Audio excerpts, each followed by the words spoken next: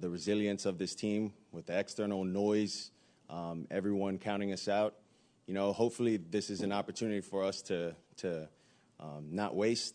Hopefully we can go on a run with this win and find our rhythm towards the back end of the season now.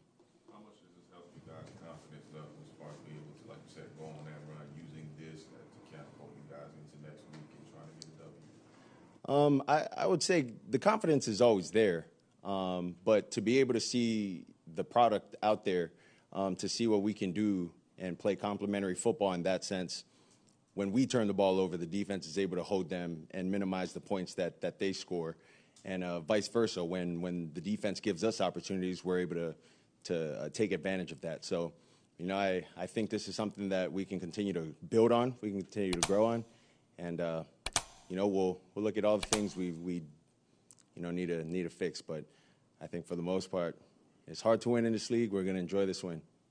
What worked early on that first drive to score, and then also after a few turnovers, then how did you bounce back in the second half? Just continue to play the game. That's it. Continuing to trust what I see. Mike just called the game how he's seen it. And it's my job to go out there and execute it to the best of my ability. I think they had a pretty good game plan with their tricky twos and using those corners as the run fit guys as well. So, I think they had a really good game plan against us tonight. Tua, you spread the ball around to 8 different receivers tonight. Was that by design, or is that what the defense was giving you? That's just what the defense was giving us tonight. Yep. How are you feeling overall, third game back since coming off IR, took a couple sacks tonight? Mm-hmm. The interception even when they put a tackle. How are you feeling overall? Yeah, I feel good. Everything's good.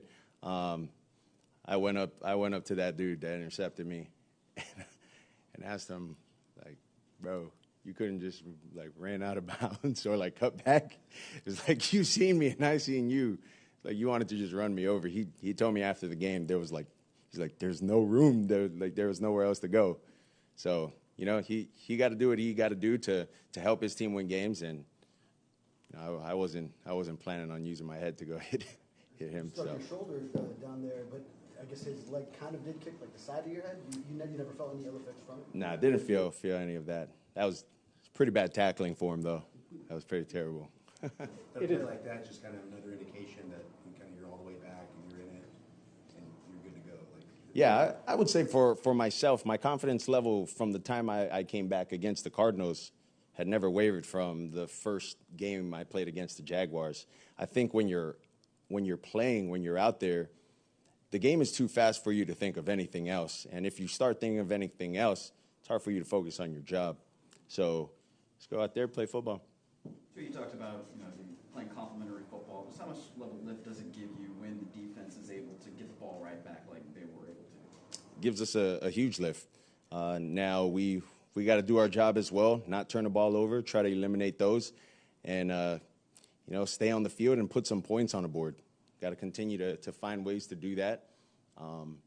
I think we did some really good things in the second half with adjusting to what they've shown us in the first half, but it got to happen a little quicker. After you got to play a couple of shootouts your first 2 games back, how nice did it feel to have the defense step up the way to keep the Rams out of the end zone? Well, the defense has a job, and we have a job as well.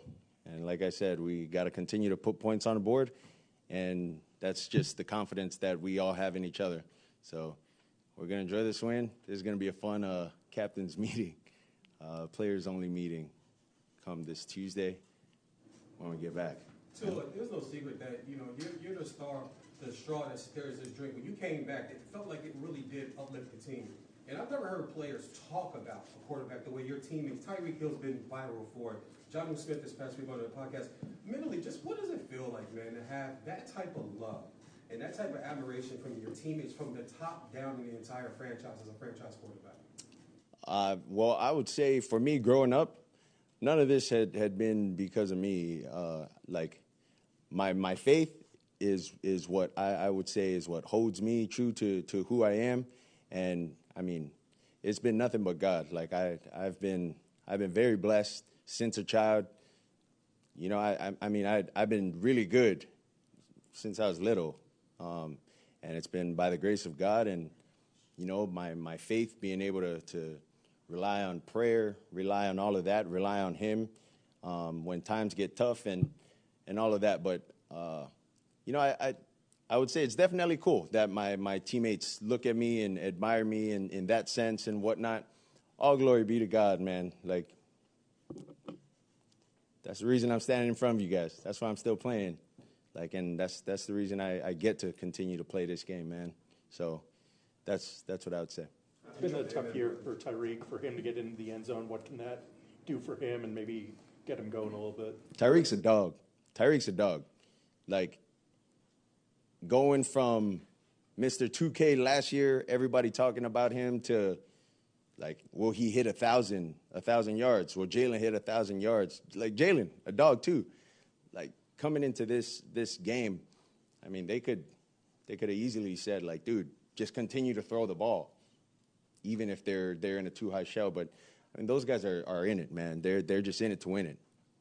Anything that they got to do to help us, blocking, like, I mean, they're going up to Mike and telling Mike we should run this run call, you know, because I can get a chip on this guy, or I can do this to that guy, and it'll open up lanes. So, you know, I mean, it just tells you a lot about the guys that we're playing with out there. Did you ever worry you wouldn't have him in this game when you dealt with that wrist injury beforehand? I mean, anytime you get somebody like that and of that caliber out, it's tough. You know, it was tough. I mean, we found out literally last night whether he was going to play or not. So it's kind of nerve-wracking, if you will. But he was able to play, and that was cool. How do you build on this tour? I mean, you guys have not been able to get the snowball down the hill. How do you continue to steamroll the success? Yeah. Well, I would say for us, it's sort of the it's not your job mentality. I don't know if you guys heard that story of 4 people. Everybody, anybody, somebody, and nobody. Well, I can't tell it because I don't have the quote, but it's a story about those guys, but sort of the mentality of it's not your job. If everybody's not going to do it, anybody's not going to do it, somebody's going to figure out that, oh, okay, anybody didn't do it. Everybody doesn't care about it. I'm not going to do it. And eventually nobody's going to end up doing it, right? So it's sort of the mentality of, dude, this is my job. Like, if that's his job, that's not my job. This is what I got to focus on. I got to put all the thinking, all my skills into that and go about that. So I would say we find our rhythm in that and, you know, started with this game. Thanks, guys. Thanks, guys.